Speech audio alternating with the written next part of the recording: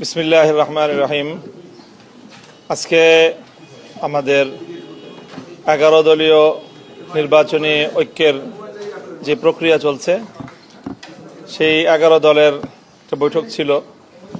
আমরা শীর্ষ বৈঠকের এই আয়োজনটা খুবই তাড়াহুড়ার মধ্যে এবং একটু ক্রিটিক্যাল সময় নির্ধারণ করতে হয়েছে। নেতৃবৃন্দ দেখা গিয়েছে অনেকেই সারা রাত এগুলো নিয়ে দৌড়ঝাঁপ করেছেন, আলোচনা করেছেন।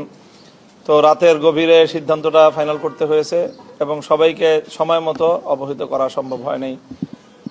তো সেই হিসাবে এই জায়গাটায় একটু গ্যাপ ছিল, সবাই সময় মতো উপস্থিত হতে পারেনি। এরপরেও আমরা ম্যাক্সিমাম প্রায় 10টা দলই এখানে উপস্থিত হয়ে এই বৈঠকটা আমরা সম্পন্ন করেছি। ইসলামী আন্দোলনের সাথেও নেতৃবৃন্দের সাথে আমাদের কথা হয়েছে, বৈঠকের আগ দিয়ে বৈঠকের মধ্যে থেকেও আমাদের কথা হয়েছে এবং আমরা আশা করছি যে আমরা একসাথেই রাত 8টায় আমাদের প্রেস কনফারেন্স হবে ডিপ্লোমা ইঞ্জিনিয়ার্স ইনস্টিটিউশনে। সেখানে ইনশাল্লাহ আমরা আমাদের চূড়ান্ত বক্তব্য যেগুলো সব ঐক্যবদ্ধভাবে আমরা উপস্থাপন করতে পারবো বলে আশা করছি।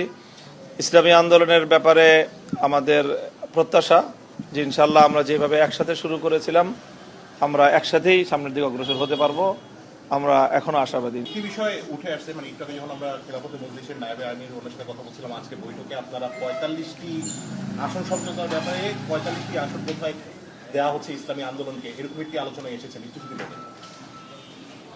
এই বিষয়গুলি আমরা অফিসিয়ালি এখনো পরিপূর্ণ ফাইনাল করছি না, যেহেতু আমাদের রাত 8টার সময় আমাদের প্রেস কনফারেন্স আছে। আসন সংক্রান্ত যাবতীয় ডিটেলস আমরা সেই কনফারেন্সেই করব ইনশাল্লাহ এবং সেখানে ইসলামী আন্দোলনকে অ্যাকোমোডেট করেই আমরা আমাদের চূড়ান্ত তালিকা আমরা প্রকাশ করতে পারবো বলে আমরা আশা করছি ইনশাল্লাহ। এই যে আসন প্রার্থীতা ঘোষণা নিয়ে যে ঝামেলাগুলো তৈরি হচ্ছে, যেটা ঝামেলাই বলবো আমরা, সেটা থেকে কি ঝামেলা ঢুকিয়ে থাকে বা ইসলামী আন্দোলন যদি এখানে থাকা নির্বাচনের পরেও কি এটার আরো বেশি আশঙ্কা করছেন কিনা? না, আমরা প্রথম কথা হচ্ছে আমরা কোনো ঝামেলার ভিতরে নাই এবং আমাদের ভিতরে যে আলাপ আলোচনা হচ্ছে কিছুটা মত ভিন্নতা হচ্ছে, এটা ঝামেলা বলা যায় না, ঠিক আছে। আর 2 নম্বর হচ্ছে আমরা রাত 8টায় কথা বলবো, এখন আর আপনাদের সামনে আমরা তেমন কথা বলতে চাচ্ছি না। সবাইকে ধন্যবাদ। ছোট্ট করে যে যেটা হচ্ছে যে আমরা যতটুকু শুনেছি যে যদি ইসলামী আন্দোলন এসে থাকে তাহলে 300 আসনের ঘোষণা হবে, না হলে 250 আসন। আসলে না আসলেও কি 300 আসন করবে না 250 থাকবে? এটা রাত 8টায়।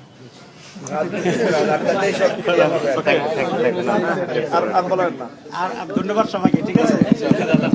কি বিষয় উঠে আসছে, মানে একটু আগে যখন আমরা খেলাফতে মজলিসের নায়েবে আমির ওনার সাথে কথা বলছিলাম, আজকে বৈঠকে আপনারা 45টি আসন সমঝোতার ব্যাপারে 45টি আসন কোথায় দেওয়া হচ্ছে ইসলামী আন্দোলনকে, এরকম একটি আলোচনায় এসেছেন, একটু যদি বলেন।